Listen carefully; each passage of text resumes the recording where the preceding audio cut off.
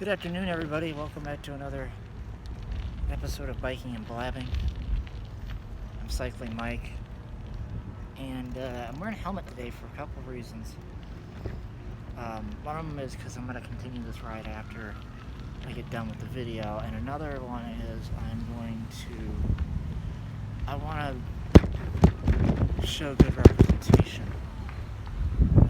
and be a well-behaved cyclist when filming these videos. I believe in the first one you saw me wear it because I went on some major roads, but I'm not doing that. As the series progresses, I'm not doing that. I'm just gonna sort of stick to an area because it's about my familiarization. It helps if I'm familiar with the area, and it also helps in me not only the way I ride, but also focusing on the conversation at hand. So yeah, I think that's important.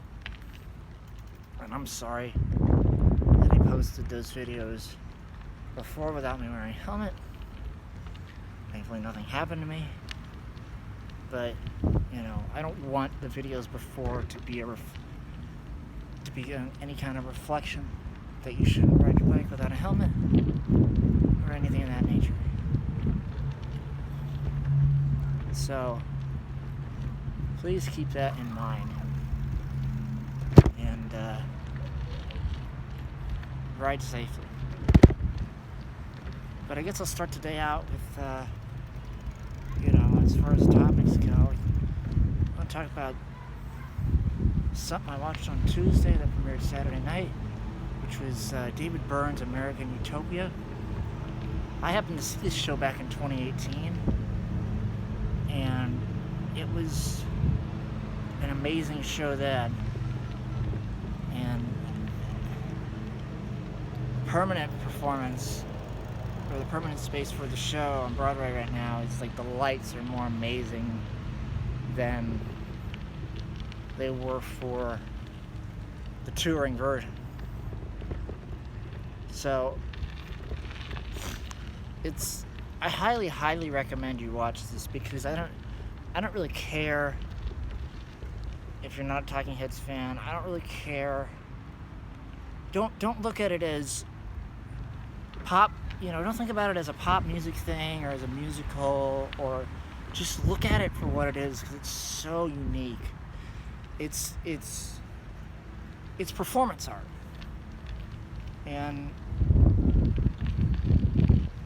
yes, there have been other performance artists. I'm not going to sit there and pretend like David Byrne's ideas are the first of their kind. But I will say that, his approach is definitely something different and new. And I think that's worth noting. And I think it's worth watching and experiencing, what this thing is that he calls American Utopia.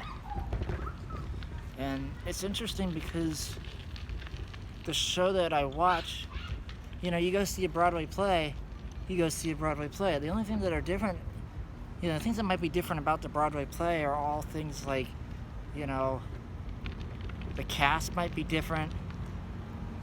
Maybe it's a revival, but, a revival is in itself a different musical. So, like West Side Story is a different musical now than it was 20 years ago. However, that's a different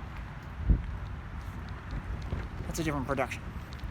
But things within it, so you go see that production, right? So like you see the modern production of West Side Story. You got your main lead, and the things that might change from night to night are things like the cast, the stand-in might be on stage, a couple stand-ins might be on stage, the orchestra, the musicians might be different, but that's about it. I think maybe it might be directed by a different person that night, but that's about it. there's not much in terms of the change of story or the change of songs. You're not going to add any songs to the show every night.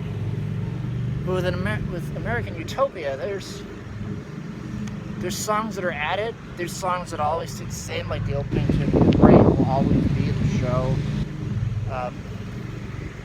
The things David says on stage will be different, because it's like this sort of, it's a performance, but it's also got a monologue element to it, or a sort of soliloquy. If you think about it, it's like Macbeth or Hamlet performing a soliloquy to the audience in between the play, where David does it in between the songs. It's so interesting because all the lights are down, and it's just, his message or whatever he says every night could be completely different, but yet within the theme of the show. And I think it's important to watch, and to pay attention to those approaches. As far as the directing goes, Spike Lee directed this film, and I like how he plays with shadows, like the director who directed Stop Making Sense, which is the iconic Talking Heads film. And I also appreciate his use of light and where the camera went, and how he'd use like aerial shots for the way the lights would change between David and his cast members.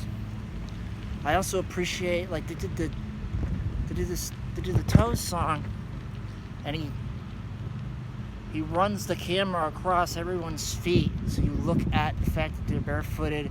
There's other shots where they're barefooted, just as angles for the show.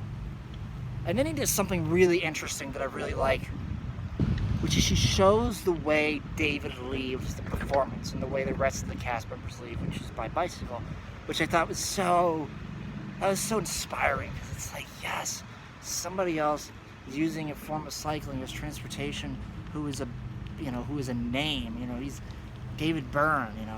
He's not cycling Mike. I'm just a guy who's talking about this stuff.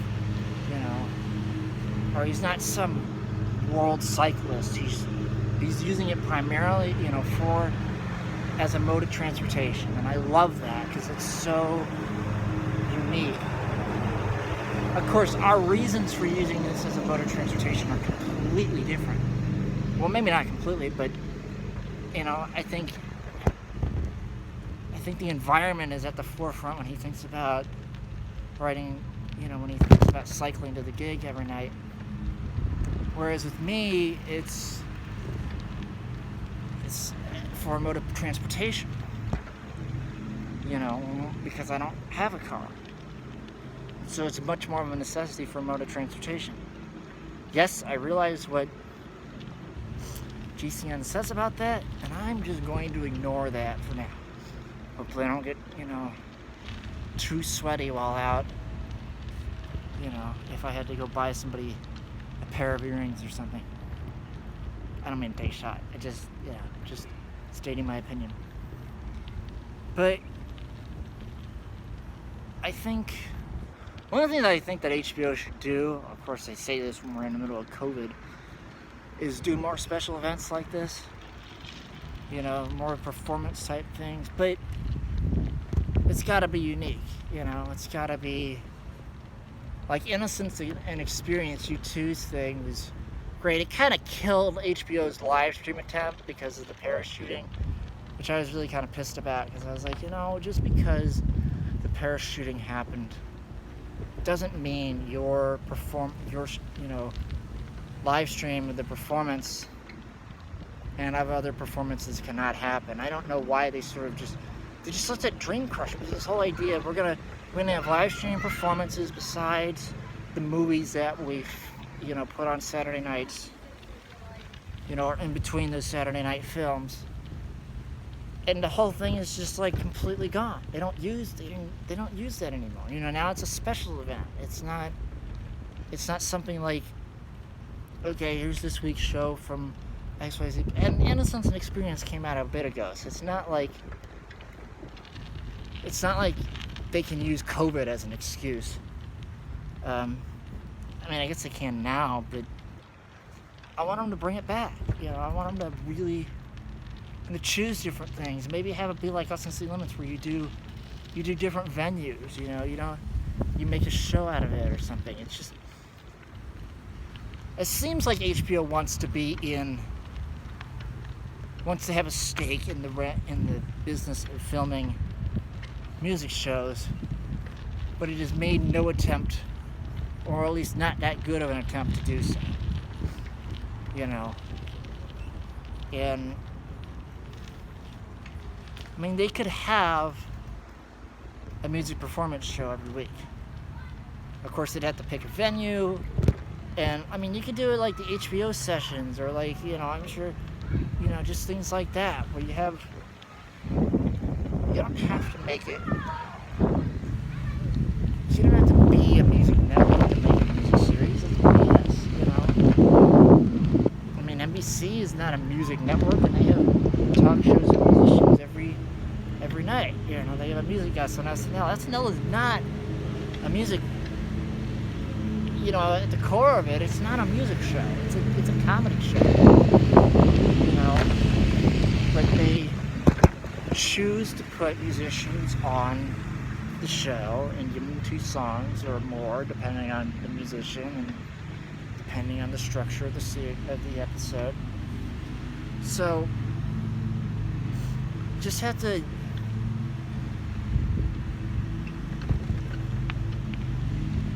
I just don't think they gave it enough of an attempt.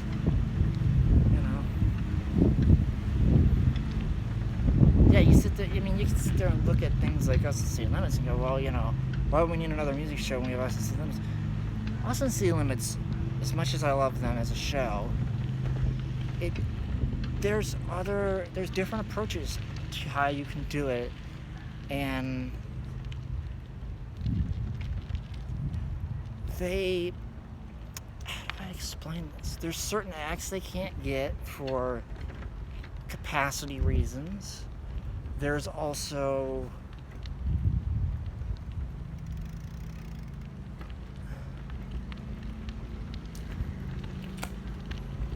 things like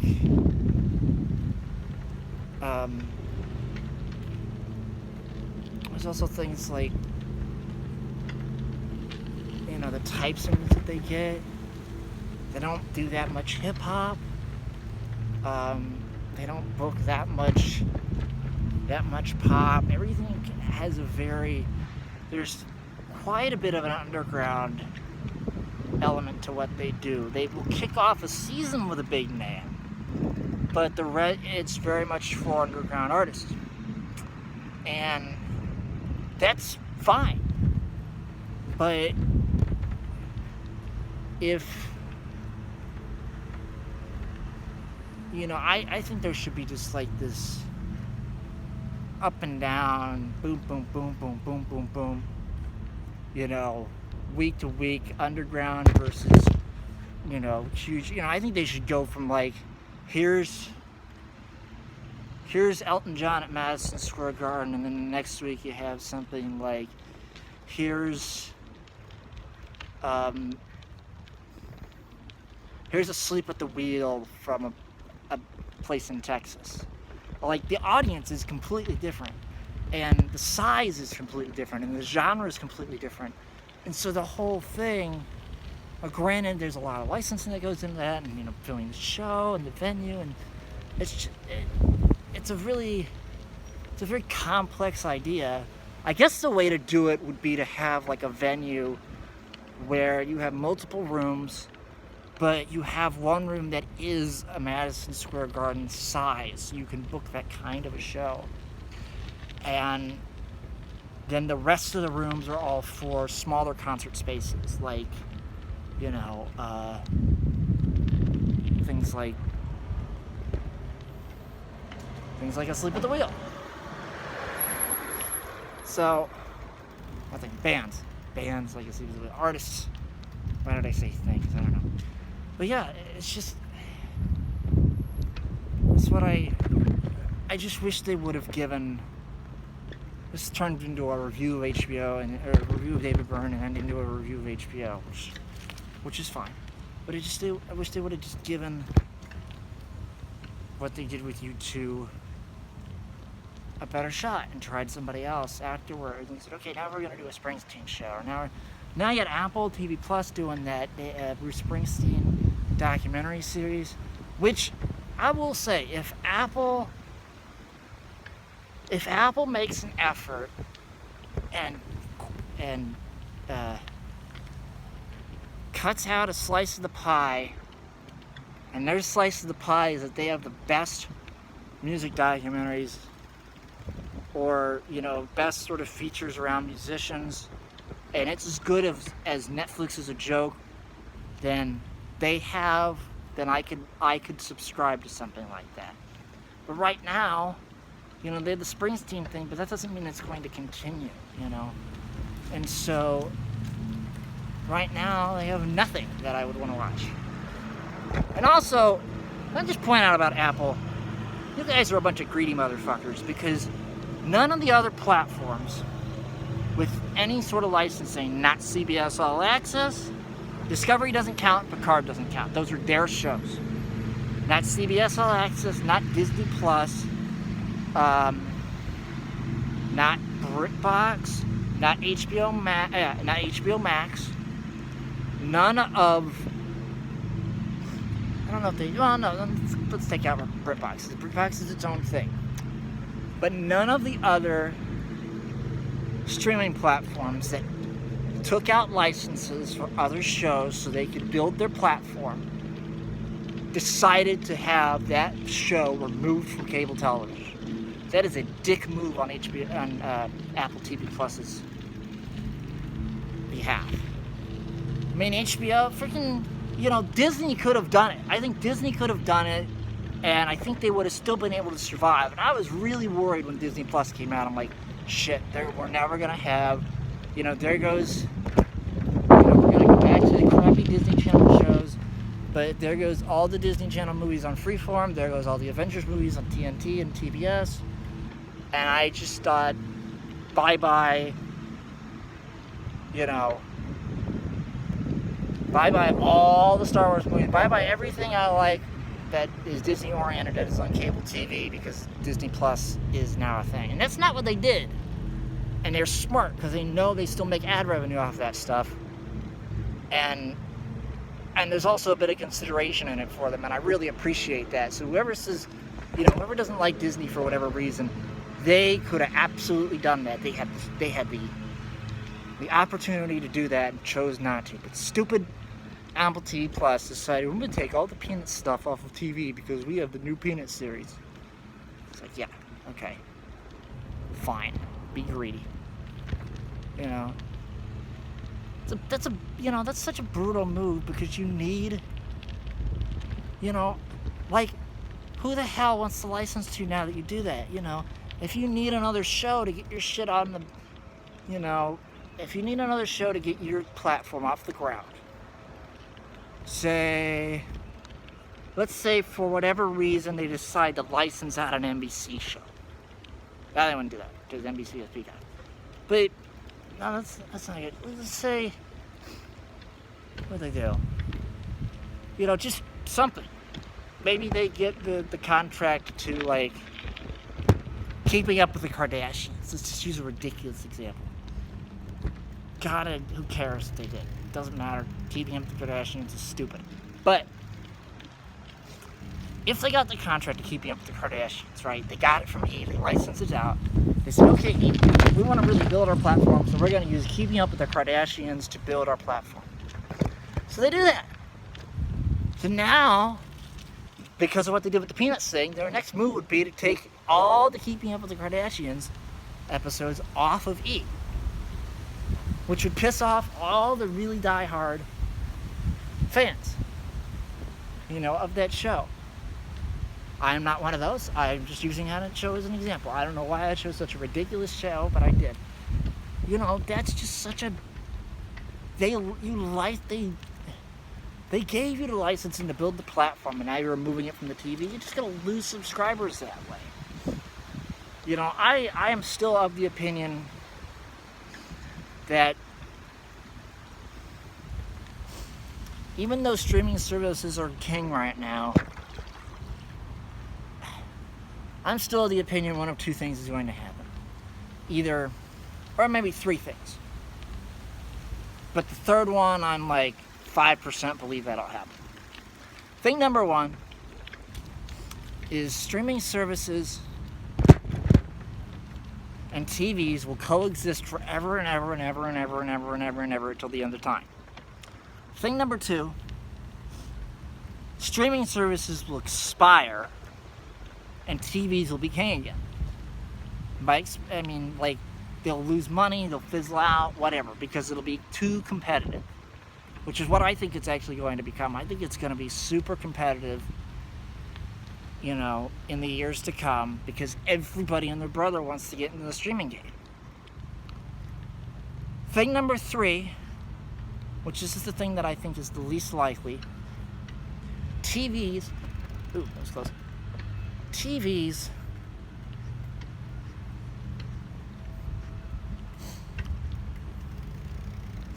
become a thing of the past, and streaming services, that's not cable. Cable television. I say TV, I mean cable. Cable television will become a thing of the past, and streaming services will be king. And I'm not so sure that's the way the future wants. That's the thing about the future is for the future very much as an idea, as far as technology goes. That's for the upper and middle classes. You can't evolve as fast. When you have classes like that, and the lower class, as in the United States, is low. It's brutal low. There's people that are poor, and if they have a television, they have crappy cable, or if they have a streaming services, maybe it'll be YouTube. YouTube has I gotta say, YouTube, since I'm using you as a platform, you're great. And the reason you're great is because you have enough money that you don't have to be that big in the streaming game. I'm still going to upload to you whatever you do, whatever business decisions you decide to make, whichever decisions I agree or don't agree with. I'm still going to be here as a YouTuber. And so are a lot of other people, because you're reliable, you're good, you kick ass, you've done well for the people that work for you. Or I shouldn't say work, but you've allowed to build a career. You've been a great platform. And I think that's important to point out. Apple can lose their ass. They all can lose their ass, kind of, except for, Disney can lose its ass. But it's all a prediction of which one is going to lose the most money.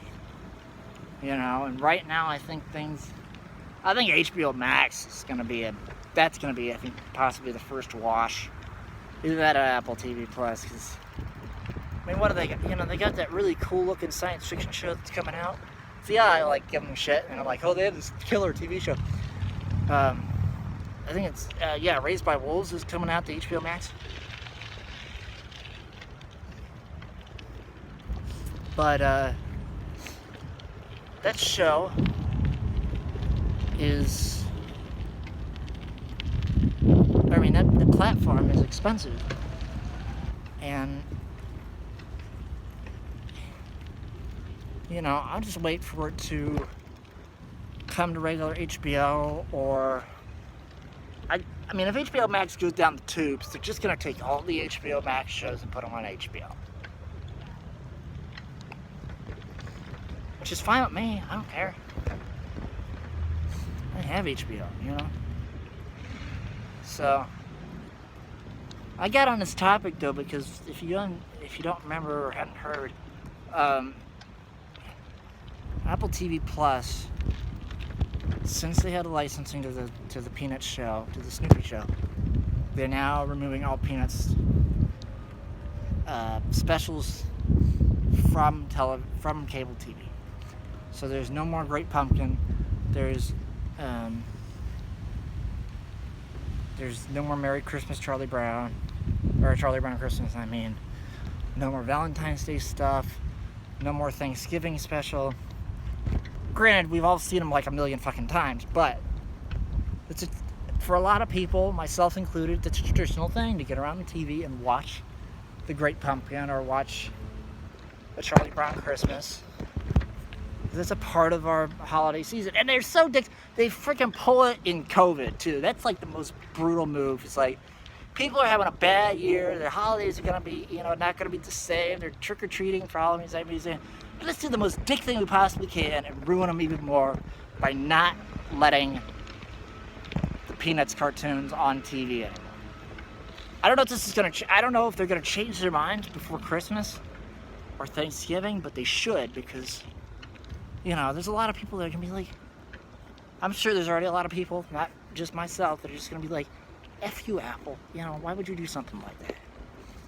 I say this as I film on an iPhone. So it's all the things that I am not happy with, I have somehow, I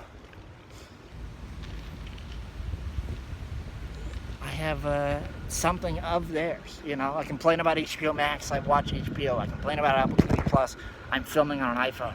So it's all really kind of weirdly hypocritical, even though it's like, I'm not gonna sit there and be like, thank you, Apple, for making the iPhone, but your Peanuts thing that you did, it was such a dick move. So, if you could do that, I'll still be a fan of the iPhone. Now, these are two completely different things, made by the same company, but two completely different things. I mean, I don't have an Apple desktop or an Apple laptop, and that's because I don't like Apple computers, but I like iPhones.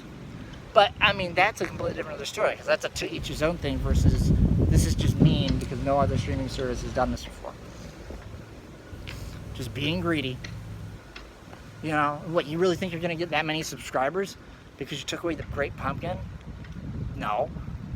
People are going to pop in their VHS tapes or go spend, $10 online and buy the DVD. They're not going to pay for a free subscription to, okay, you'll have to be viewed on Apple TV Plus for free, but you still have to give them a credit card number. I'm almost certain you do. Put it back on television. That's all I'm saying. I'm getting my Bill Maher, I don't approve of you attitude on here. Put the Great Pumpkin back on TV. So yeah, I think I've raved enough about American Utopia and raved against Apple TV Plus and their Peanuts thing.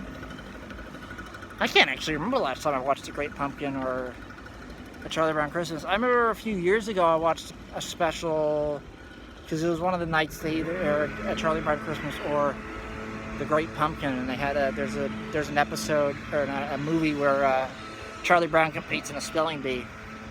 And I gotta say, like, when I got older, because I'd seen all the Charlie Brown, Christmas and stuff, and a friend of mine, her mom used to do this. You'd find all the deep cut Charlie Brown stuff, which is important, and I think the spelling bee one has Franklin in it, which is a really iconic and important Peanuts character, because he's the first, I think, only black Peanuts character. So yeah, it's just. So I can't really remember the last time I watched The Great Pumpkin. I think I might have watched it last year. But yeah, it's like when it's not there, you miss it, even if you don't watch it every single year. It's still a thing, even reading about it in the paper, or seeing the ad on ABC after Jeopardy or that week, Don't forget to watch The Great Pumpkin, Charlie Brown. It's such a thing. It's a part of American culture, and it's one thing to take something, it's one thing to take Star Wars off of TV. It's another thing to do it with Charlie Brown around the holidays when it's such a part of American culture. And I'm sure they're going to get a lot of crap for this, and a Charlie Brown Christmas or the Thanksgiving special will be back on the air sooner than we know, because they'll be like, we didn't get enough subscribers, and everybody gave a shit about taking Charlie Brown off of television. But anyway, ladies and gentlemen, hold your blinkies tight. That is what happens, and I will talk to you later. This is Cycling Mike signing off. Thank you so much for watching episode 8 of Biking and Blabbing, and don't forget to like and subscribe and comment below. And if you're already an Apple TV Plus subscriber, you probably don't give a crap about the back half of the episode, or maybe you do. Whatever. Anyways, thank you so much for watching. and I will see you next week.